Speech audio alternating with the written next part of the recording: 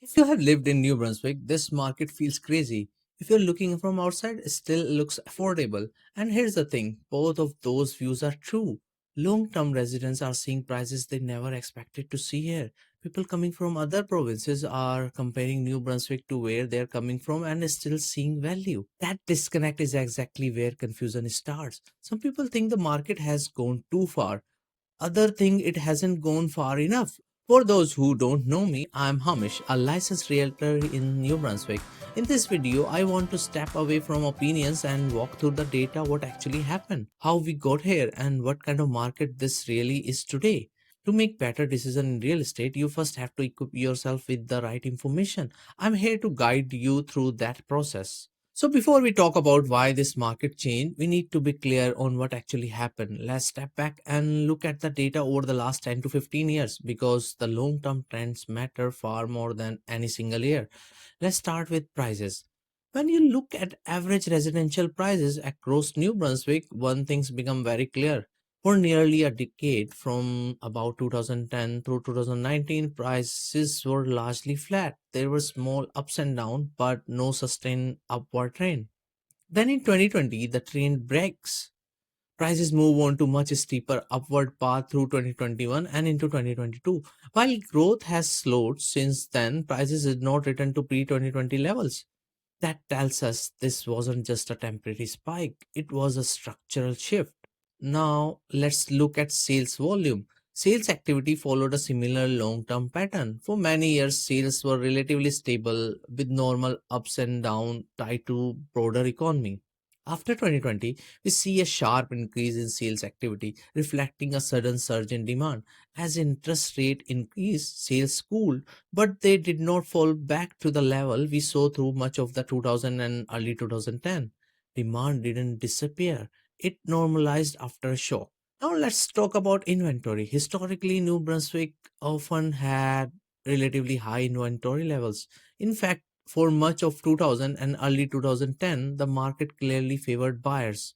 After 2020, inventory dropped sharply. While it has rebuilt somewhat since then, it remains well below long term historical norms.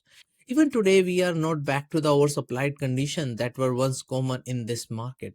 Median days on market helps us understand how quickly homes are selling. For many years, home in New Brunswick often took 2 to 3 months to sell. That was normal.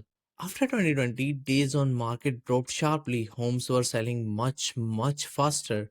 Since then, days on market have increased again, giving buyer more breathing room, but sales are still happening faster than they did for much of the past 20 years. The market has slowed compared to the peak, but it hasn't reverted to the old norms.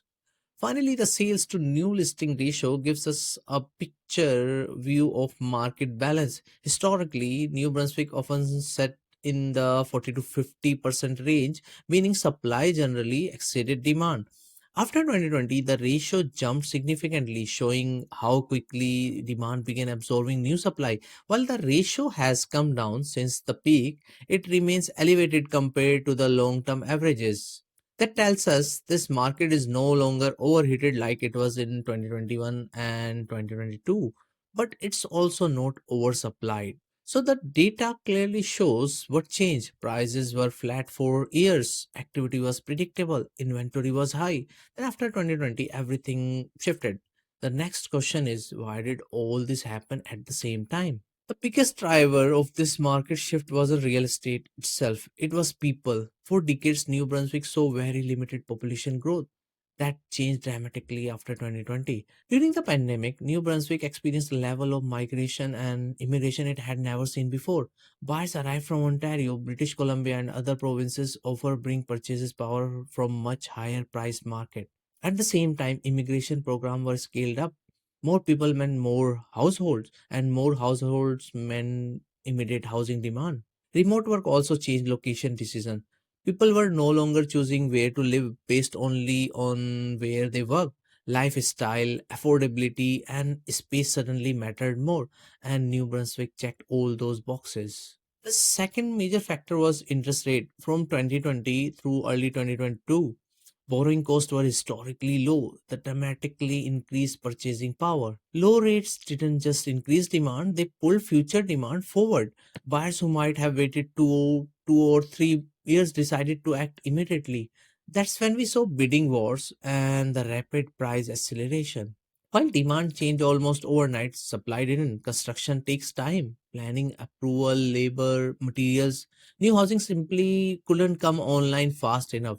There is one more piece of the supply story that often gets missed, and that's construction cost.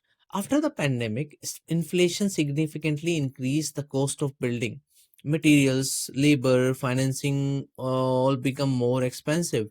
That matters because new construction doesn't happen in isolation. For project to move forward, developers need confidence that demand exist at prices that make those projects viable.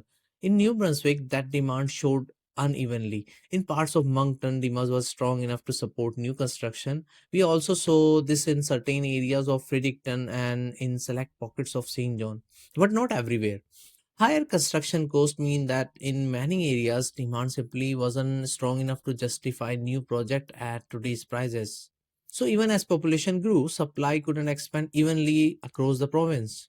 Then came the next phase, interest rate hikes. As rate rose, affordability declined, buyers become more cautious, sales slowed. But here's the key point, higher rates slowed the pace of the market, but not the underlying demand created by the population growth. This shifted market psychology from urgency to selectivity. So when we talk about the future of the New Brunswick market, it really comes down to how these same factors evolve. Population growth was brought real opportunity to New Brunswick. We have already seen increased attention from businesses, employers, and institutions that recognize this shift. As population grow, investment follows not just in housing but in infrastructure and employment and services. The future of this market won't determined by guessing where prices go next. It will be shaped by population trend, affordability, interest rate, how quickly housing supply can respond.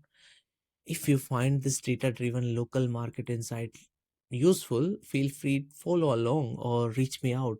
The key right now is understanding your specific situation within this broader market, not just the headlines.